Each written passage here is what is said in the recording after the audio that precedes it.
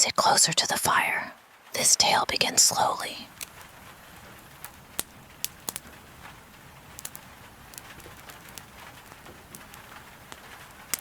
There was once upon a time a poor peasant called Crab, who drove with 2 oxen a load of wood to the town and sold it to a doctor for 2 thalers. When the money was being counted out to him, it so happened that the doctor was sitting at table, and when the peasant saw how well he ate and drank, his heart desired what he saw, and would willingly have been a doctor too. So he remained standing a while, and at length inquired if he too could not be a doctor. "Oh yes," said the doctor, "that is soon managed." "What must I do?" asked the peasant. "In the first place, buy yourself an ABC book of the kind which has a cock on the frontispiece. In the second, turn your cart and your 2 oxen into money, and get yourself some clothes, and whatsoever else pertains to medicine. Thirdly, have a sign painted for yourself with the words, 'I am Dr. Knowall,' and have that nailed up above your house door."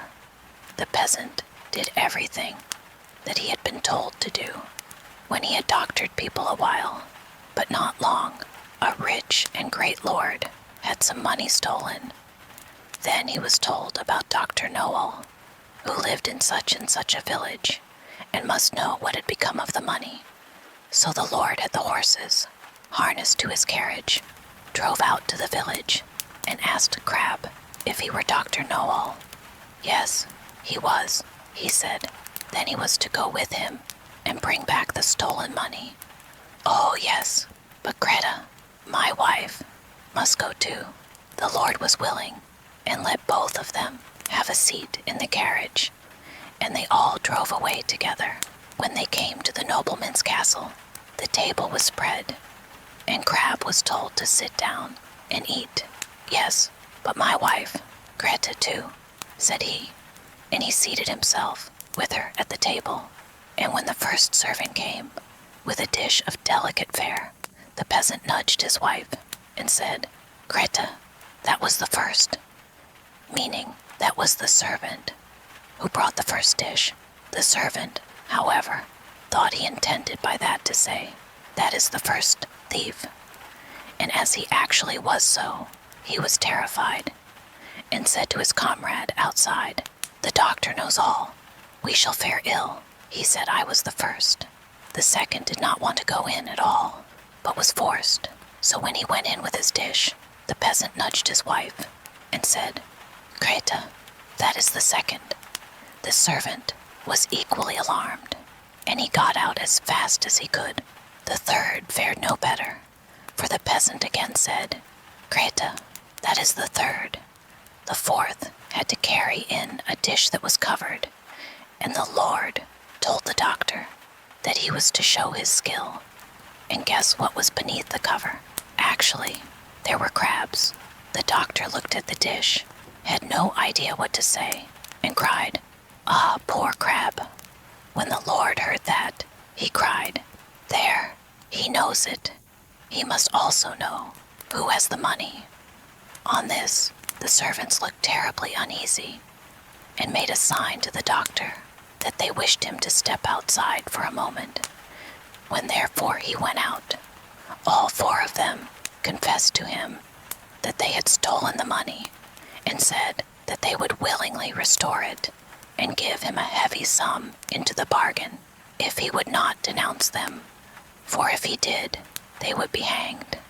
They led him to the spot where the money was concealed.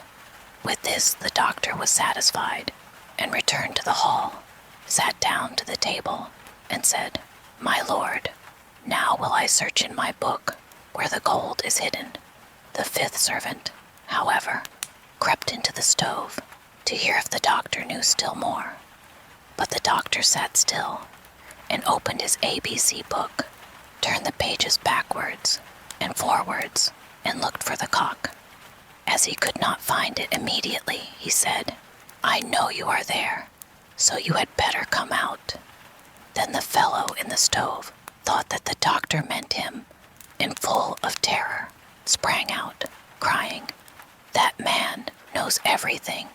Then Dr. Knowall showed the Lord where the money was, but did not say who had stolen it, and received from both sides much money in reward, and became a renowned man.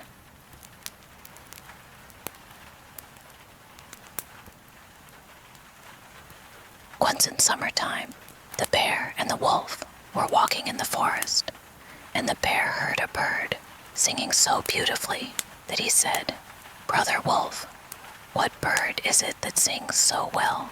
"That is the king of birds," said the wolf, "before whom we must bow down." In reality, the bird was the willow-wren. "If that's the case," said the bear, "I should very much like to see his royal palace. Come, take me thither." "That is not done quite as you seem to think," said the wolf. "You must wait until the queen comes." Soon afterwards, the queen arrived with some food in her beak, and the Lord King came too, and they began to feed their young ones.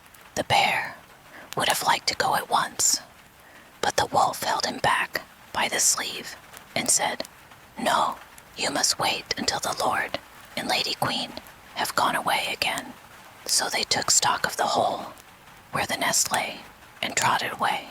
The bear, however, could not rest until he had seen the royal palace, and when a short time had passed, went to it again. The king and queen had just flown out, so he peeped in and saw 5 or 6 young ones lying there. "Is that the royal palace?" cried the bear. "It is a wretched palace, and you are not king's children. You are disreputable children." When the young wrens heard that, they were frightfully angry and screamed, "No, that we are not. Our parents are honest people. Bear, you will have to pay for that." The bear and the wolf grew uneasy and turned back and went into their holes. The young willow wrens, however, continued to cry and scream, and when their parents again brought food, they said, "We will not so much as touch one fly's leg. No, not if we were dying of hunger, until you have settled whether we are respectable children or not. The bear has been here and has insulted us." Then the old king said, "Be easy, he shall be punished." And he at once flew with the queen to the bear's cave and called in, "Old growler, why have you insulted my children? You shall suffer for it. We will punish you by a bloody war." Thus, war was announced to the bear, and all 4-footed animals were summoned to take part in it: oxen, asses, cows, deer, and every other animal the earth contained.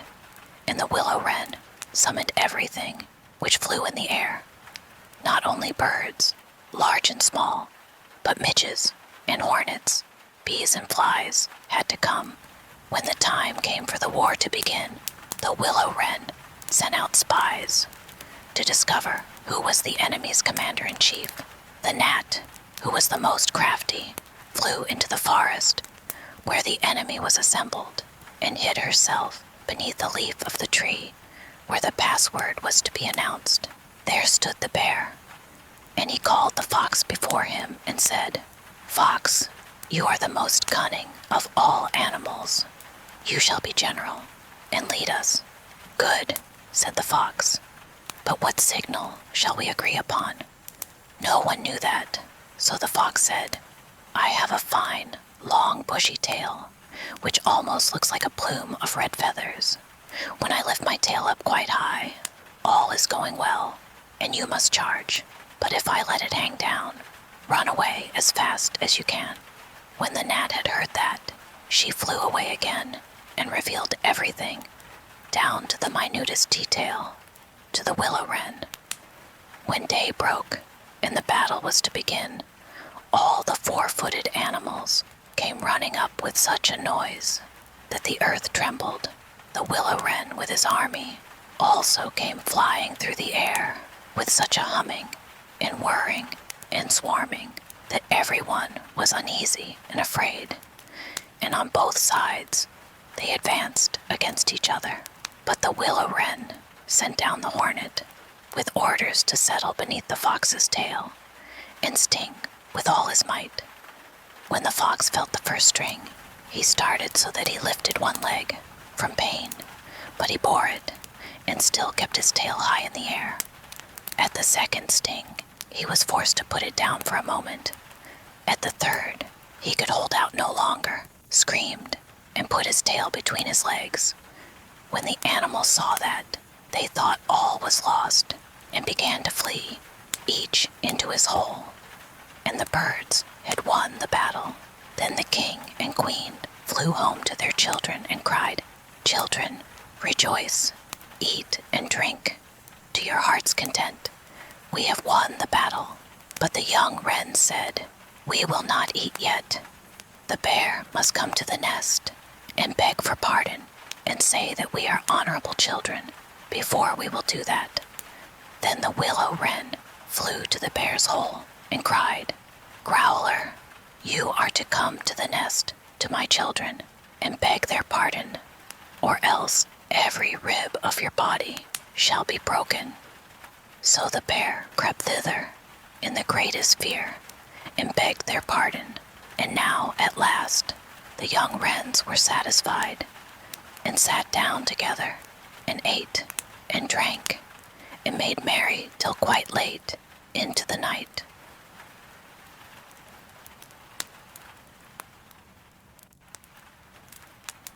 There was once a forester who went into the forest to hunt, and as he entered it, he heard a sound of screaming, as if a little child were there. He followed the sound, and at last came to a high tree. And at the top of this, a little child was sitting, for the mother had fallen asleep under the tree with the child, and a bird of prey had seen it in her arms, had flown down, snatched it away, and set it on the high tree. The forester climbed up, brought the child down, and thought to himself, "You will take him home with you, and bring him up with your Lena." He took it home, therefore, and the two children grew up together, and the one which he had found on a tree was called Fundevogel, because a bird had carried it away. Fundevogel and Lena loved each other so dearly that when they did not see each other, they were sad. Now the forester had an old cook, who one evening took 2 pails and began to fetch water, and did not go once only, but many times, out to the spring.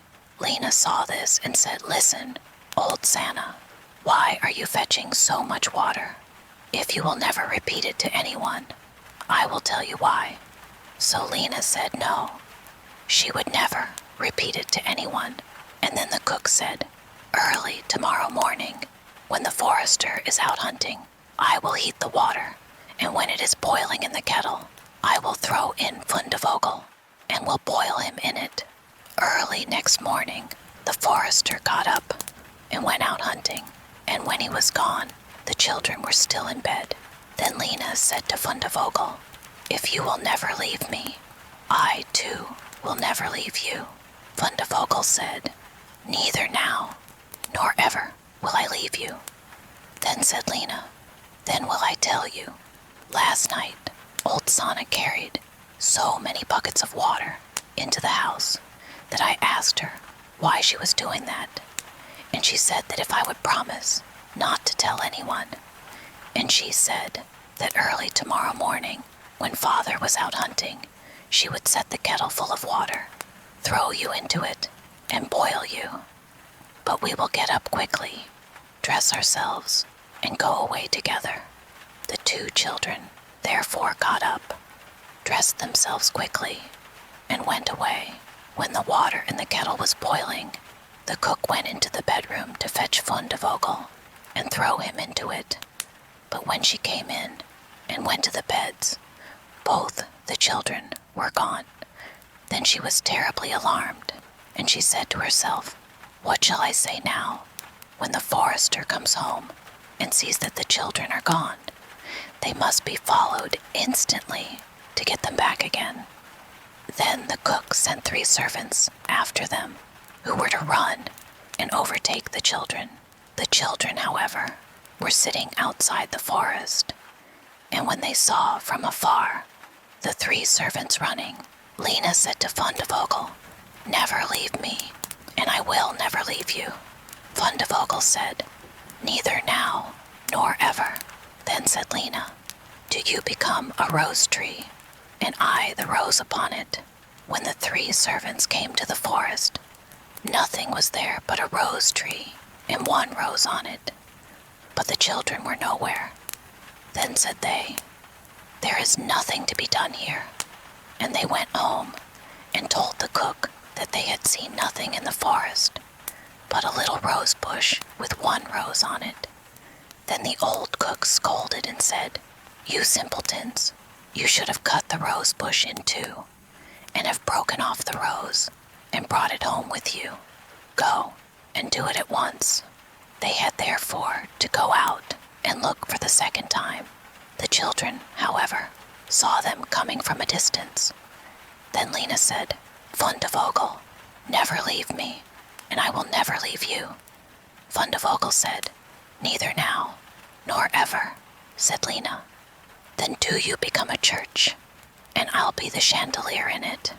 So when the 3 servants came, nothing was there but a church with a chandelier in it. They said therefore to each other, "What can we do here? Let us go home." When they got home, the cook asked if they had not found them. So they said no, they had found nothing but a church, and there was a chandelier in it. And the cook scolded them and said, "You fools, why did you not pull the church to pieces and bring the chandelier home with you?" And now the old cook herself got on her legs and went with the 3 servants in pursuit of the children.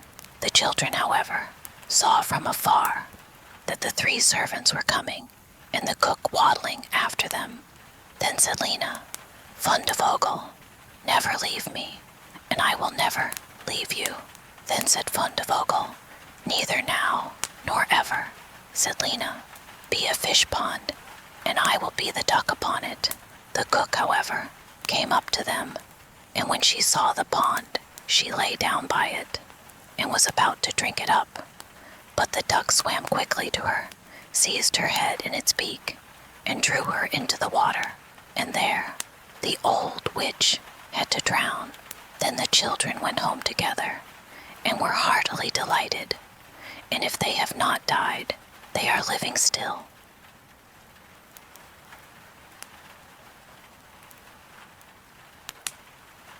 There was once a cook named Gretel, who wore shoes with red heels, and when she walked out with them on, she turned herself this way and that, was quite happy, and thought, "You certainly are a pretty girl." And when she came home, she drank, in her gladness of heart, a draught of wine, and as wine excites a desire to eat, she tasted the best of whatever she was cooking, until she was satisfied and said, "The cook must know what the food is like." It came to pass that the master one day said to her, "Gretel, there is a guest coming this evening. Prepare me 2 fowls, very daintily." "I will see to it, master," answered Gretel. She killed 2 fowls, scalded them, plucked them, put them on the spit, and towards evening set them before the fire, that they might roast. The fowls began to turn brown, and were nearly ready, but the guest had not yet arrived. Then Gretel called out to her master, "If the guest does not come, I must take the fowls away from the fire, but it will be a sin and a shame if they are not eaten the moment they are at their juiciest." The master said, "I will run myself and fetch the guest."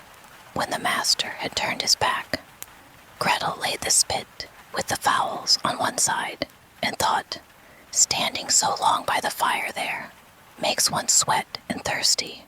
Who knows when they will come? Meanwhile, I will run into the cellar and take a drink." She ran down, set a jug, said, "God bless it for you, Gretel," and took a good drink, and thought that wine should flow on, and should not be interrupted, and took yet another hearty draught. Then she went and put the fowls down again to the fire, basted them, and drove the spit merrily round. But as the roast meat smelt so good, Gretel thought something might be wrong. It ought to be tasted. She touched it with her finger and said, "Ah, how good fowls are! It certainly is a sin and a shame that they are not eaten at the right time." She ran to the window to see if the master was not coming with his guest, but she saw no one, and went back to the fowls and thought, "One of the wings is burning. I had better take it off and eat it." So she cut it off, ate it, and enjoyed it. And when she had done, she thought, "The other must go down too, or else master will observe that something is missing."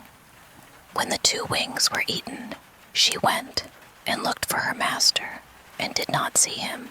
It suddenly occurred to her, who knows, they are perhaps not coming at all and have turned in somewhere. Then she said, "Well, Gretel, enjoy yourself.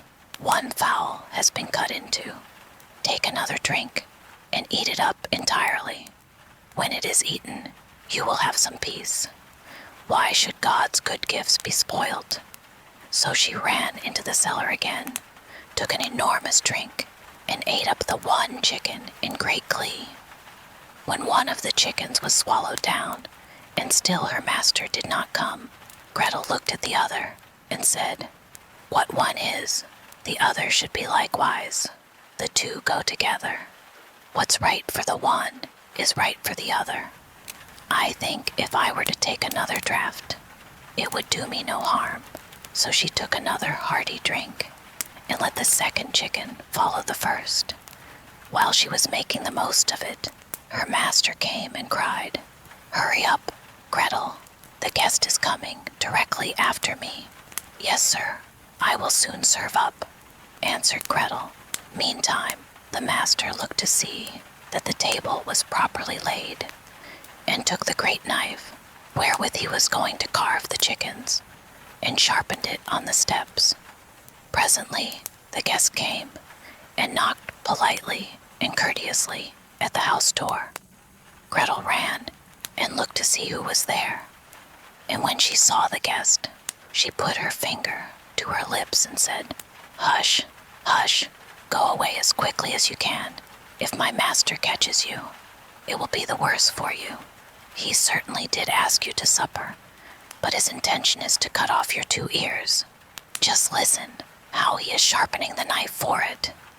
The guest heard the sharpening, and hurried down the steps again as fast as he could. Gretel was not idle. She ran screaming to her master and cried, "You have invited a fine guest."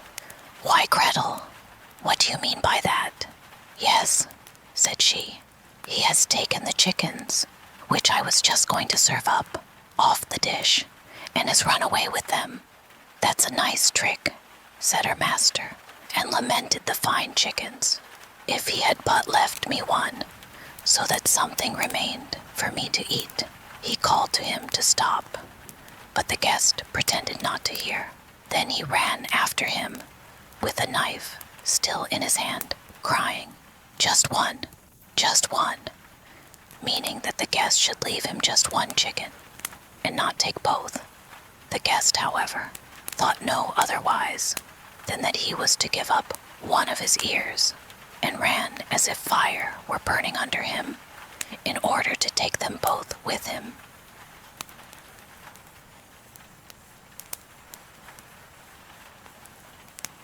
Two kings' sons, once upon a time, went into the world to seek their fortunes, but they soon fell into a wasteful, foolish way of living, so that they could not return home again. Then their brother, who was a little insignificant dwarf, went out to seek for his brothers. But when he had found them, they only laughed at him, to think that he, who was so young and simple, should try to travel through the world when they, who were so much wiser, had been unable to get on. However, they all set out on their journey together, and came at last to an ant-hill. The 2 elder brothers would have pulled it down in order to see how the poor ants, in their fright, would run about and carry off their eggs. But the little dwarf said, "Let the poor things enjoy themselves. I will not suffer you to trouble them." So on they went, and came to a lake where many, many ducks were swimming about. The two brothers wanted to catch two and roast them, but the dwarf said, "Let the poor things enjoy themselves. You shall not kill them." Next, they came to a bee's nest in a hollow tree, and there was so much honey that it ran down the trunk, and the two brothers wanted to light a fire under the tree and kill the bees so as to get their honey. But the dwarf held them back and said, "Let the pretty insects enjoy themselves. I cannot let you burn them." At length the three brothers came to a castle, and as they passed by the stables, they saw fine horses standing there, but all were of marble, and no man was to be seen. Then they went through all the rooms till they came to a door on which were 3 locks. But in the middle of the door was a wicket, so that they could look into the next room. There they saw a little gray old man sitting at a table, and they called to him once or twice, but he did not hear. However, they called a 3rd time, and then he rose and came out to them. He said nothing, but took hold of them and led them to a beautiful table, covered with all sorts of good things. And when they had eaten and drunk, he showed each of them to a bedchamber. The next morning he came to the eldest, and took him to a marble table, where there were 3 tablets, containing an account of the means by which the castle might be disenchanted. The first tablet said, "In the wood, under the moss, lie the 1,000 pearls belonging to the king's daughter. They must all be found, and if one be missing by set of sun, he who seeks them will be turned into marble." The eldest brother set out, and sought for the pearls the whole day. But the evening came, and he had not found the first 100, so he was turned into stone, as the tablet had foretold. The next day the second brother undertook the task, but he succeeded no better than the first, for he could only find the second 100 of the pearls, and therefore he too was turned into stone. At last came the little dwarf's turn, and he looked in the moss, but it was so hard to find the pearls, and the job was so tiresome, so he sat down upon a stone and cried. And as he sat there, the king of the ants, whose life he had saved, came to help him with 5,000 ants, and it was not long before they had found all the pearls and laid them in a heap. The second tablet said, "The key of the princess's bedchamber must be fished up out of the lake." And as the dwarf came to the brink of it, he saw the 2 ducks, whose lives he had saved, swimming about, and they dived down and soon brought in the key from the bottom. The third task was the hardest. It was to choose out the youngest and the best of the king's 3 daughters. Now, they were all beautiful and all exactly alike, but he was told that the eldest had eaten a piece of sugar, the next some sweet syrup, and the youngest a spoonful of honey. So he was to guess which it was that had eaten the honey. Then came the queen of the bees, who had been saved by the little dwarf from the fire, and she tried the lips of all 3, but at last she sat upon the lips of the one that had eaten the honey, and so the dwarf knew which was the youngest. Thus the spell was broken, and all who had been turned into stones awoke and took their proper forms, and the dwarf married the youngest and the best of the princesses, and was king after her father's death. But his 2 brothers married the other 2 sisters.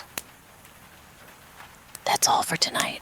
Sleep well, and if this whisper kept you company, subscribe, and I'll be here again soon.